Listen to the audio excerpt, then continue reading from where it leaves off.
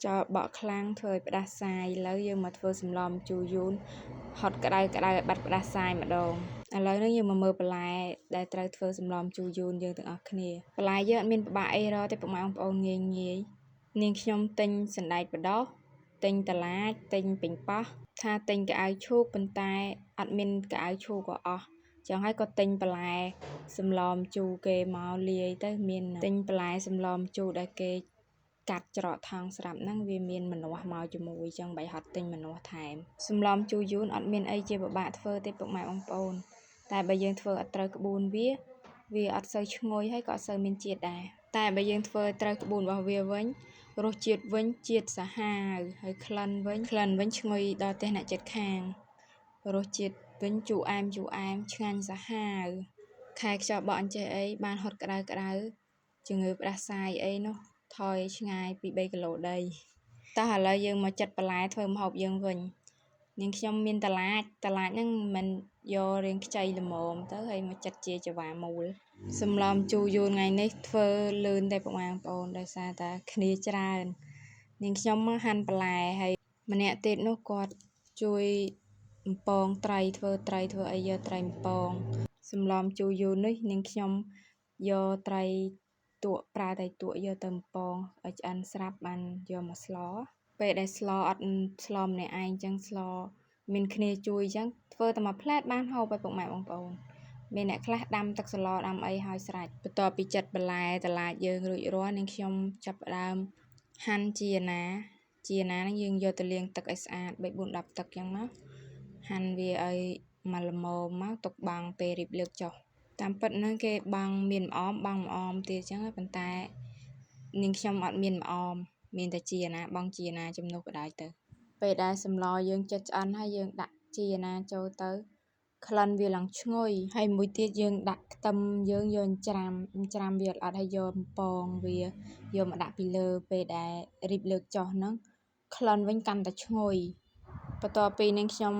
ហាន់ជាណារួចនាងខ្ញុំយកដាក់កូនក្តឹងទុកម្ល៉េះសិនបន្ទាប់មកយកខ្ទឹមសដែលយើងបានលាងរួចហ្នឹងមកបកសបកវាចេញប្រើមក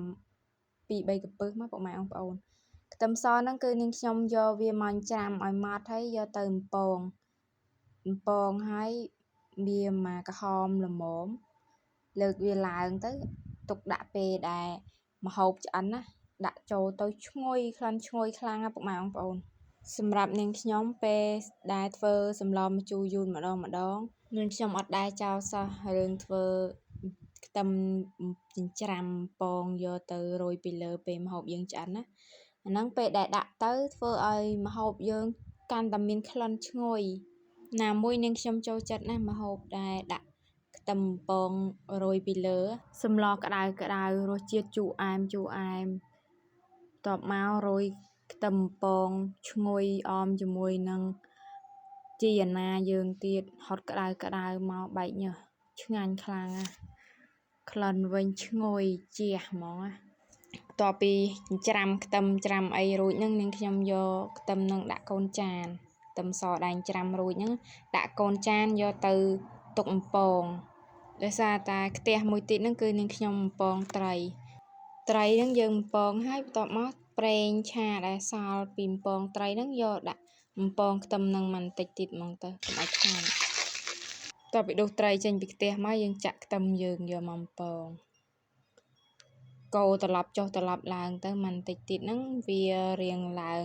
ក្រហមពងកាឡាតហ្នឹងយើងដួសចេញបានហើយដួសដាក់កូនក្តឹងទុកម្លែកទៅទុកពេលដែលម្ហូបឆ្អិនចាំយើងរោយពីលើឥឡូវនេះយើងមកបង់គ្រឿងសម្លយើងម្ដងសម្លនេះយើងមានគល់ស្លឹកគ្រៃដាក់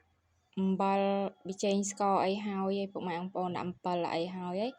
យើងក៏មកដាក់ត្រីដាក់អីឥឡូវដាក់បន្លែដាក់អីចូលបដ ாய் ទៅត្រីយើងហ្នឹងយើងបំពងឆ្អិនហើយពុកម៉ែបងប្អូនយើងមិនបាច់ហត់ងាស់អីយូរទៀតទេគ្រាន់តែដាក់បន្លែចូលហ្នឹងឃើញទំនងហ្មងពុកម៉ែបងប្អូនតពីបន្លែរៀងផុយហើយនាងខ្ញុំដាក់សណ្ដែកបដោះចូលសណ្ដែកបដោះហ្នឹងវាឆាប់ផុយចឹងដាក់ក្រោយគេពេលដែលគេចិត្តឆ្អិនដាក់វាចូលតែមកពុះទៅបានហើយតពីភ្លក់ដឹងរសជាតិអស់ហើយហ្នឹងឥឡូវម្ហូបយើងវាឆ្អិនហើយក៏ដាក់ខ្ទឹមដែលយើងបានពងនោះជាមួយនឹងជីណាចូល còn là đã châu khăn chui ra hai bọc mẹ bong bồn chui mó che đo tên lại chật hàng khăn tại bờ rô chiết vốn chu ai hơi chiết ra hai chênh bị bà lại mong chiết lời nâng mà hộp dựng bàn cho anh này nhưng nhóm thơ cả đồ đã chàn khăn tầm bông hay nâng chia ná bê đà đồ đã chàn nó khăn chui che ra hai ôi còn tầm mơ có tầm nông này bụng mẹ bông bông bạch hạt khăn đó to để nhóm có tầm nông đây nè xâm lò này bê khai cho bọn anh chẳng hót cái đây tới đang ta chia bà sai thê mong cha video bọn anh nhóm mình tập bản này tê ở con chụp này video cào